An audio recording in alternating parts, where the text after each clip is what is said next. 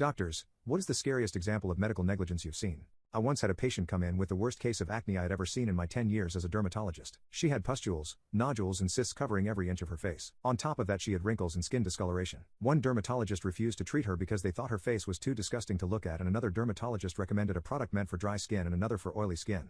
And using both at once damaged her skin barrier. When she went to protest because her skin burned and her acne grew in size, the dermatologist said she was throwing theatrics and had her kicked out. And I was determined to actually help her. For one, I had to determine her skin type. Since a lot of people don't know their skin type, I always tell my patients that they can do a couple things to find out. One way is to hook your pointer finger and lightly run it across your lower cheek and down to your jawline. If you hear a noise and feel a bumpy texture where you don't have acne, then you have dry skin. Another way is to drag your finger down your nose, and if it's greasy, you have oily skin. Once you figure that out, you have to get the fundamentals down by knowing how to properly clean and protect your skin. For my patients, I tend to recommend meditation, using lukewarm water to wash their face in the shower, and applying sunscreen before I even think about any formulation. This is because acne is often caused by stress, so meditating every day will easily release all the negative energy from our body. Most girls take scorching hot showers, which leads to dry skin, so it's best to use lukewarm water. And sunscreen is meant to protect every single skin type. So I told her that in order to see a change in her appearance, she would have to do these things every day, including applying sunscreen not just on sunny days because UV rays still penetrate windows and clouds, so her skin is always at risk of being damaged and breaking out. She said she'll take my advice and asked me what sunscreen she needed. I told her it had to be one without harsh chemicals in it because brands like Neutrogena and L'Oreal have octinoxate and oxybenzone, which risks the development of breast cancer. That's why I recommended her a growth factor sunscreen by Sunray, because it doesn't have any harmful chemicals and its gel-like texture feels great on the skin.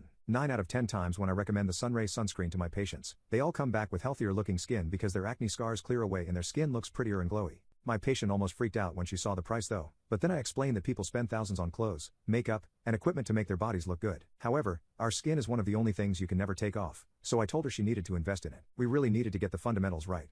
I mentioned that she could use makeup to cover her acne, as long as she puts the Sunray sunscreen first because it doubles as a primer.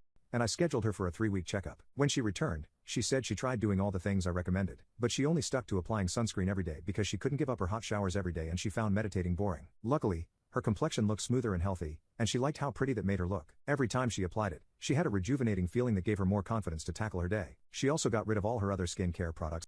She talked about how applying sunscreen while indoors made a huge difference to her face because it always gave her a consistent natural look, and she could feel her skin barrier improving. Her brown spots and hyperpigmentation disappeared and it wasn't leaving any scarring at all. Her wrinkles also started to fade, so she finally looked her age. She told me that people were being nicer to her in public and she was getting free treats from guys at stores and getting called pretty, along with them asking for her number. She said people usually kept their distance from her and she wasn't used to all the attention, but she really liked it. This made her stress levels drop dramatically. I told her that the difference between people who use growth factor sunscreen versus normal sunscreen is that they will look younger, like they're in their 20s, while others will look more like grandmas. Needless to say, she wasn't a lost cause like all the other doctors she visited said.